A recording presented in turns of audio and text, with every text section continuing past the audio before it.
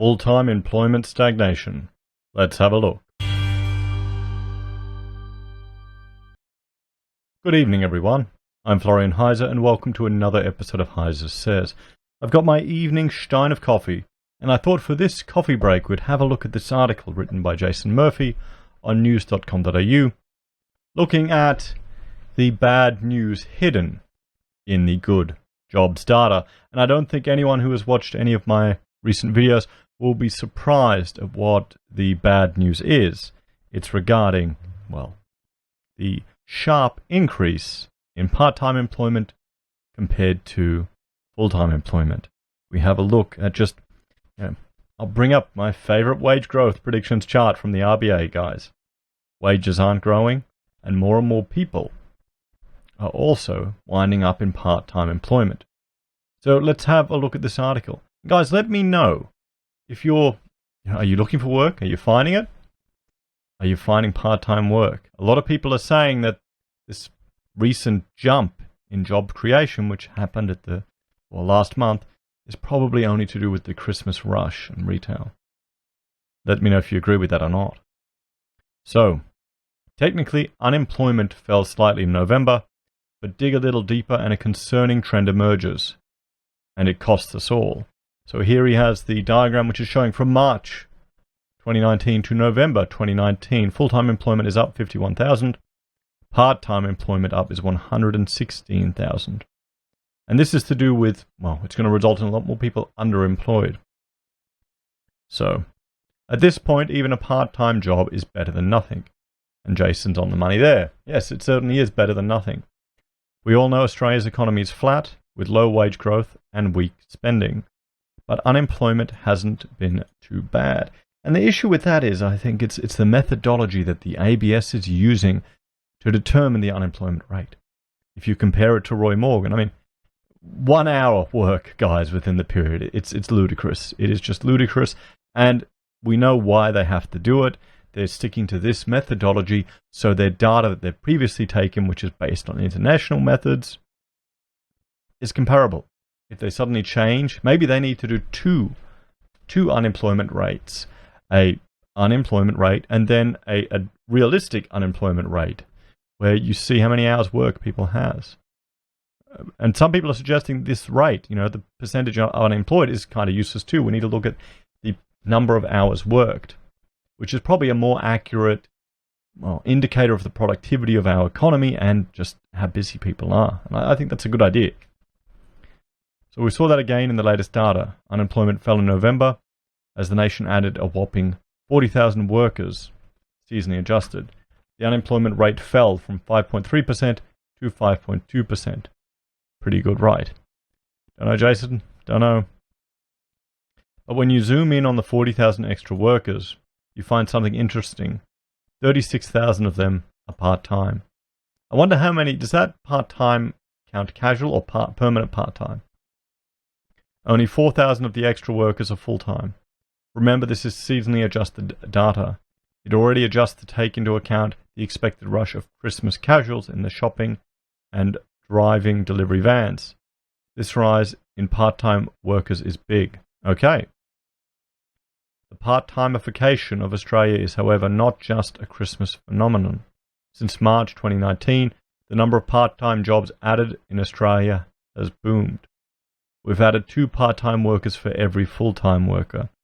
As the next graph shows, that's much worse than the 12 months prior, when 20 full-time workers were added for every part-time worker. What? Really?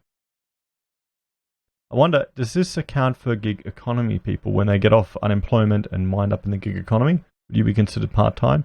So here you go. This is last year. 2018 to 2019. Look at that. Look at that. And look at this year. That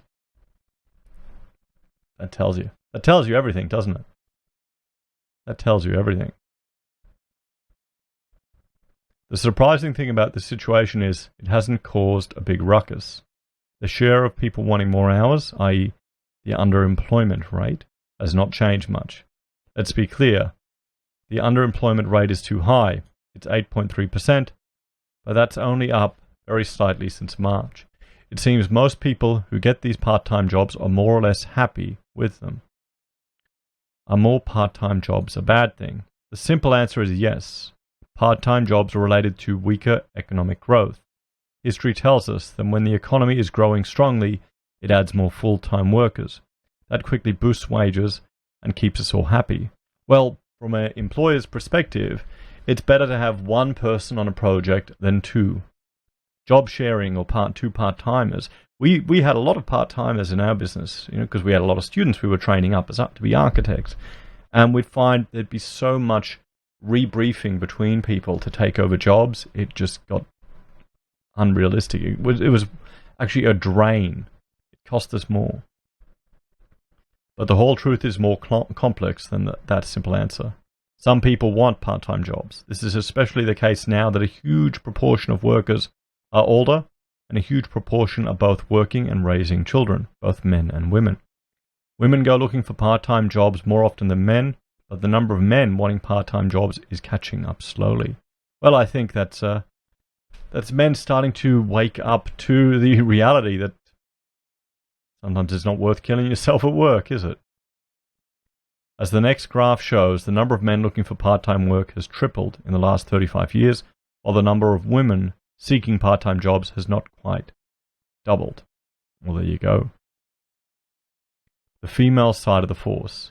The huge growth in part-time jobs has happened at the same time as a big influx of women into the labour force. In fact, November 2019 was a record for women. Women were more likely to be in the paid labour force in November than any other time in history, as the next graph shows. Now let me just bring up another chart that may relate to that. I wonder.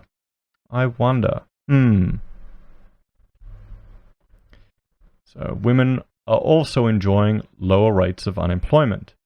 The November female unemployment rate of 4.6% was the lowest since 2009, but this data is not seasonally adjusted. It will spring back up after Christmas. Well, there you go.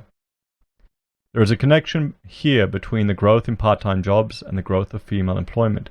Women are more likely to work part-time and more likely to want to work part-time. But because women often work part-time, they are also more likely to be underemployed, so underemployment rate is higher for women. It will be a lot better to see growth in full-time jobs instead of part-time jobs. But looking on the bright side, the November numbers were a lot better than October, when both part-time and full-time workers fell. It could be a lot worse. With Christmas here, it's time to count our blessings.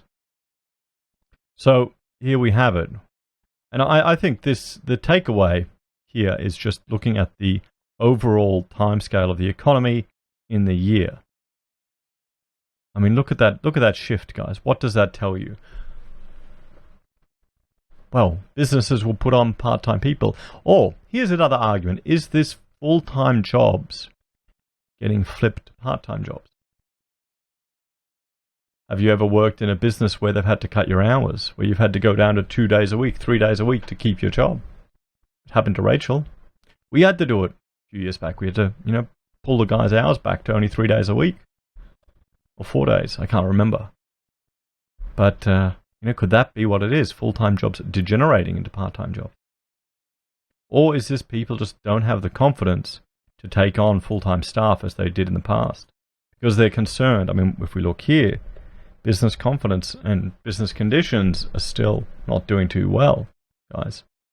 They're below the long-run average since '97.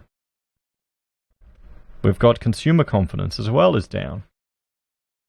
So, if these figures are seasonally adjusted for Christmas, maybe people are planning for next year. They've got some work lined up. They're taking on people, but they don't want to take the burden of a full-time staff member.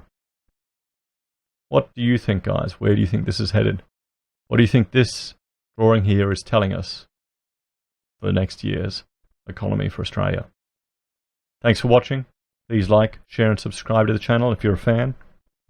If you want to help us produce more content, I have a Patreon where you can make a small monthly donation. We also have affiliate links with Amazon, eBay and Independent Reserve, where we receive a commission of any fees or charges you pay. It doesn't cost you a cent extra. And finally, we have pocket squares, handmade, available on the Heise blog, and you probably won't get them in time for Christmas, guys. Take care, everyone. Have a great day, and I will talk to you later. Bye for now.